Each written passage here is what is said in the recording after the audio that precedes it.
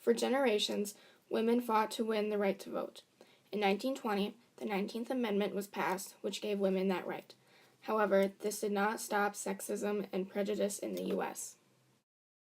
In 1921, Betty Friedan was born in Peoria, Illinois.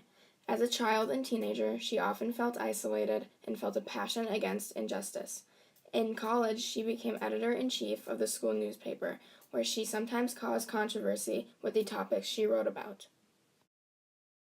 In 1963, Betty published The Feminine Mystique, which started the second wave of feminism in the U.S. Betty argued that women had difficult lives because they could only think about their family and not themselves. She argued that middle-class society restrained women and didn't allow them to use their talents. This book exposed the reality of the suburban housewife. Dichotomy between the morality and the ethics, of what you preach on Sunday and what you live day by day. When the theology is made not only by women who breed, who give birth to children, who have to deal with the dailiness of life, but when men too share that, it will be a different kind of theology. The bridge between the personal and the political, the personal and the theological, the daily, the concrete and the abstract, the immediate and the divine. Because of this piece of literature, it was credited with starting the second wave feminism in the U.S. This period of feminist activity began in the 1960s and went throughout the 80s in the United States and spread to parts of the rest of the world. The feminine mystique drew many middle-class women to the feminist cause. Even politicians began to recognize the anger of women. So, legislation passed the Equal Pay Act of 1963.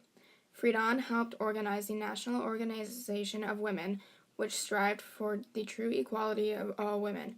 Because of the publishing of her book, Friedan received letters from housewives who were unhappy. She went on to become the first president of the National Organization for Women. Betty Friedan is credited with writing a book that started the contemporary feminist movement, one that is one of the foundations of American feminism. Her work for equality for women was straightforward and honest, and helped to change the lives of countless American women. Betty broke new ground by exploring the idea of women searching for personal fulfillment outside of their traditional household roles. In the here and now, in the experience transformation of our lives, in the better, more alive ability to live and be ourselves and to make love, not war. But for women, there is something really new in history. That for women, not just a few empresses and queens, but millions and millions of ordinary American women, for the first time, they know the unique human experience of transcending the finite daily bounds of their own life, of casting the net into the future, not just by giving birth biologically to a child, but by existential, confronting the conditions of their life and finding their power to move with each other to change them, changing the face of history, changing the agenda of history, changing the very possibilities of our life for our sons and our daughters.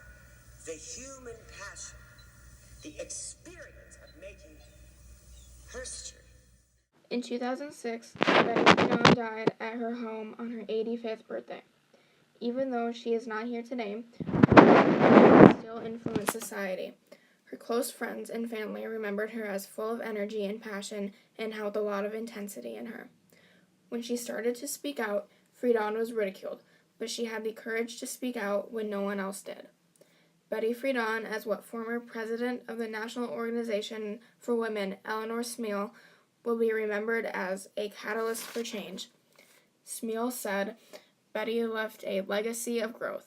Furthermore, Betty talked about how we had to take on more or how we could improve the role of women.